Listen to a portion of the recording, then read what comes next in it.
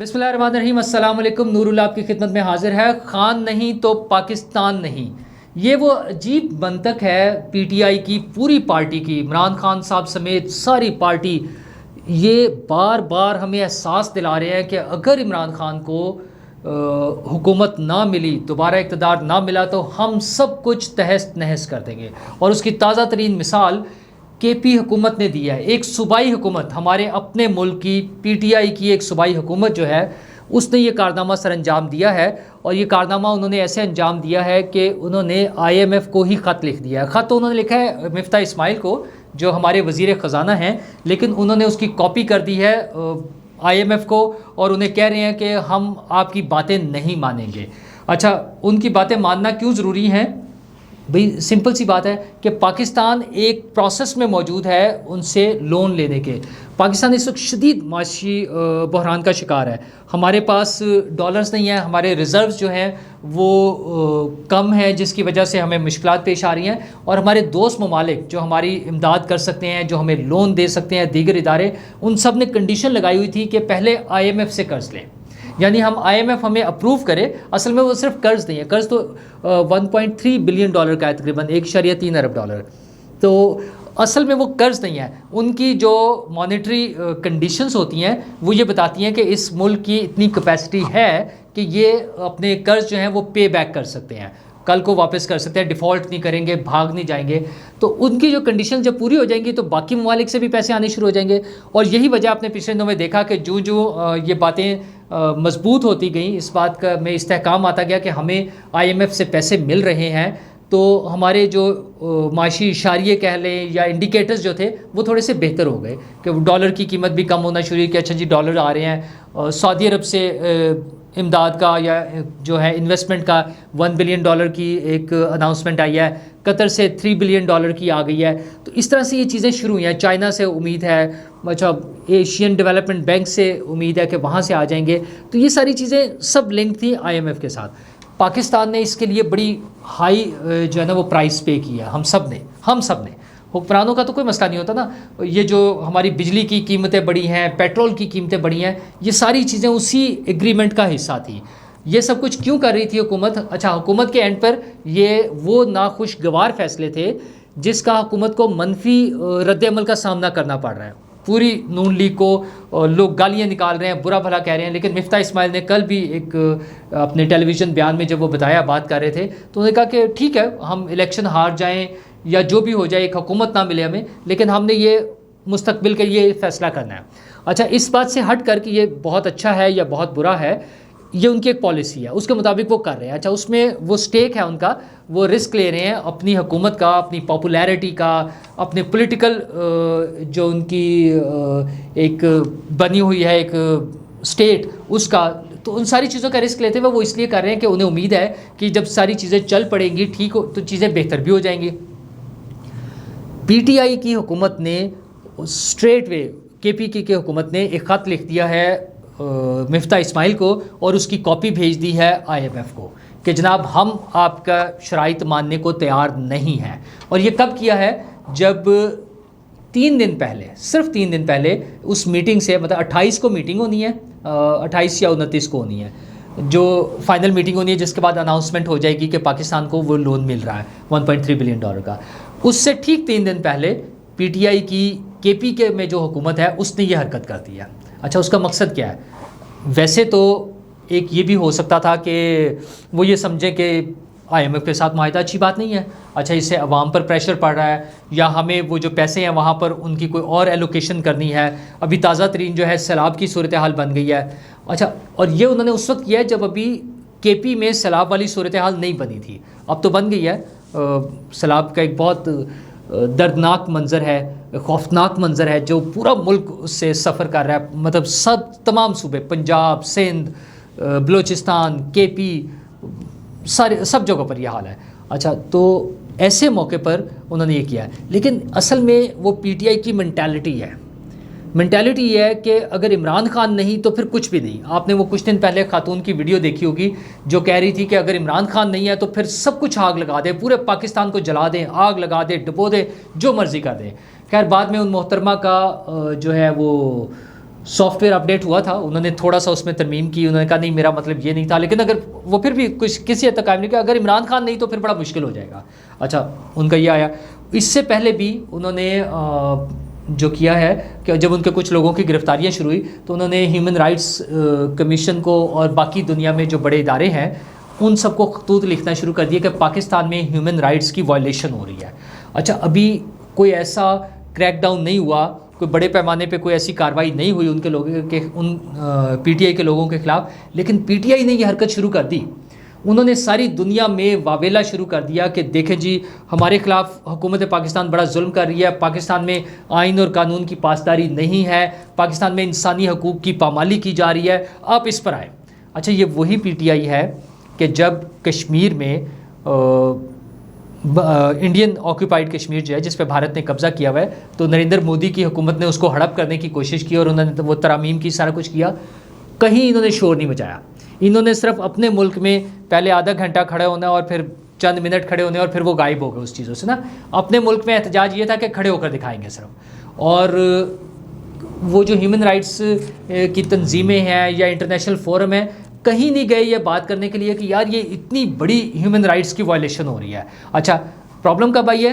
جب عمران خان کے خلاف اور عمران خان کے ساتھیوں کے خلاف اور ان ساتھیوں کے خلاف جو سراسر پاکستان کے مفاد کے خلاف کام کر رہے تھے, مطلب جنہوں نے پاکستان کی افواج کو غداری پر ابھارنے کی کوشش کی, ان لوگوں کے خلاف اگر کارروائی ہوئی ہے تو انہیں لگا کہ یہ پاکستان میں انسانی حقوق کی خلاف ورزی ہو رہی ہے اور انہوں نے پوری دنیا میں شور مچانا شروع کر دیا. اچھا اس سے بھی پہلے چلے جائیں, غلام سرور صاحب جو ان کے وفاقی وزیر تھے وہ تو کہتے تھے کہ میں اپنے جسم سے کوئی بم باندھ کر اور خود کو اڑا لوں گا. مطلب یار کیوں کہ اگر عمران خان کی مرضی کے مطابق سارے کام نہ چلے. اور یہی حال اعظم سواتی صاحب کا تھا, انہوں نے اسی قسم کی دھمکی جو الیکشن کمیشن کو لگا دی تھی. فواد چودھری صاحب بھی ساتھ خیر بعد میں انہوں نے جا کے معافی مانگ لی. مطلب یہ وہ لوگ ہیں, ان کی وہ ایکسٹریمزم دیکھیں کہ اگر عمران خان کو حکومت نہیں مل رہی, اگر اقتدار عمران خان کے ہاتھ میں نہیں ہے, اگر چیزیں عمران خان کی مرضی کے مطابق نہیں چل رہی تو پھر سب کچھ آگ لگا دیں, اڑا دیں, جلا دیں, تباہ و برباد کر دیں, بہا دیں, جو مرضی کر لیں, لیکن عمران خان کو اقتدار دیتے ہیں. اچھا اور اس پرٹیکولر کیس میں یہ جو آئی ایم ایف والا کیس ہے وہ تو ایک عجیب سی صورتحال ہے نا. میں نے پہلے بھی کہا کہ یہ بھی ممکن ہے کہ وہ یہ آبجیکشن کرتے کہ جناب جیسے ہم بات کرتے ہیں روزانہ, آپ کے ساتھ میں بات کرتا ہوں کہ یہ جو بجلی کی قیمتیں بڑھ رہی ہیں یہ بڑا ظلم ہے یار. اسی طرح پیٹرول کی قیمتیں جو بڑھ رہی ہیں یہ ظلم ہے کہ لوگوں کی پہنچ سے باہر ہو رہی ہیں. مطلب غریب آدمی کی, ایک عام متوسط طبقے کے آدمی کی بھی, جو اسپیشلی جو فکسڈ انکم گروپ ہے, ان کی انکم تو روز کم ہوتی جا رہی ہے. روپی ڈی ویلیو جو ہوئے گا تو ان کی وہ کم ہوتی جائے گی نا, اور چیزوں کی قیمتیں بڑھتی جا رہی ہیں. ابھی بھی جو مہنگائی کی شرح ہے وہ کوئی 40% پلس میں جا رہی ہے, مطلب انتہائی وہ ہائی لیول ہے مہنگائی کا. اچھا لوگوں کی انکم بڑھ نہیں رہی اور مہنگائی بڑھتی جا رہی ہے. حکومت جو ہے بجلی کے بل 3 گنا زیادہ ہو گئے ہیں, مطلب جس کا 10,000 روپے بل آ رہا تھا وہ 30,000 پہ چلا گیا.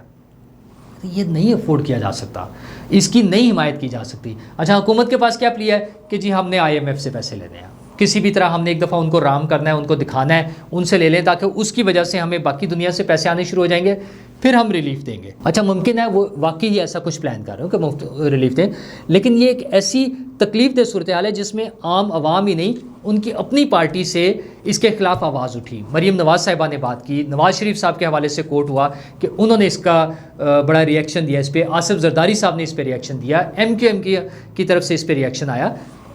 کوئی بھی نہیں اس کو پسند کرے گا نا کہ عوام پر بوجھ پڑے. اچھا خیر یہ تو ہو رہا تھا. اگر اس بیس پر پی ٹی آئی کی حکومت کے پی کے سے یہ سٹیپ لیتی کہ ہم اس کو نہیں مانتے تو کچھ سمجھ آتی نا بات کہ وہ عوام کے لیے کر رہے ہیں, لیکن انہوں نے بڑا واضح اس کا وہ جو بیان آیا ہے وہ فواد چودھری صاحب کا انٹرویو ہے جو 2 دن پہلے ہوا.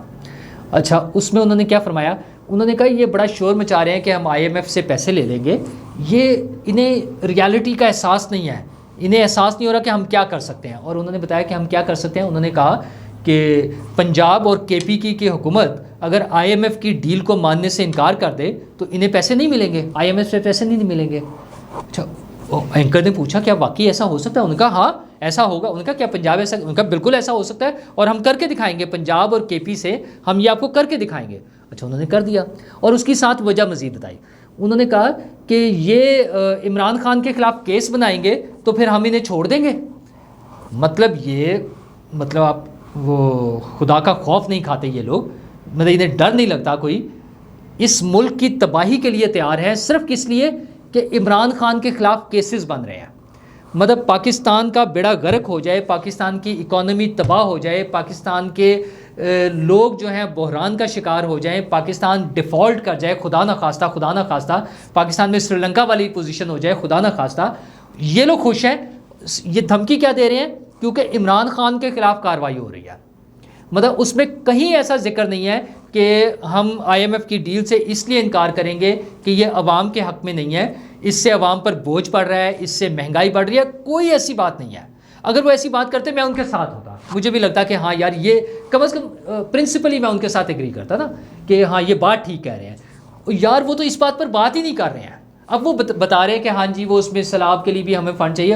اور بھائی کل تک تو آپ کے پارٹی کے سربراہ عمران خان صاحب بیٹھ کر بتا رہے تھے کہ مجھے تو پتہ ہی نہیں ہے کہ ابھی یہ کیا میگنیچیوڈ کیا ہے, یہ تباہی کتنی بڑی ہے. مطلب کل تک انہیں یہ نہیں پتا تھا کہ پاکستان میں سیلاب سے کیا تباہی آئی ہے. مطلب لا علمی, خیر وہ تو بہت سی چیزوں میں ایسے ہی شو کرتے ہیں, لیکن وہ کے پی حکومت کیا کرے گی؟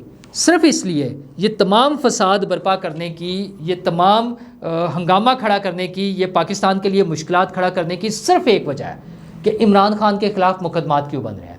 اور مقدمات کیا ہیں؟ چوری کے.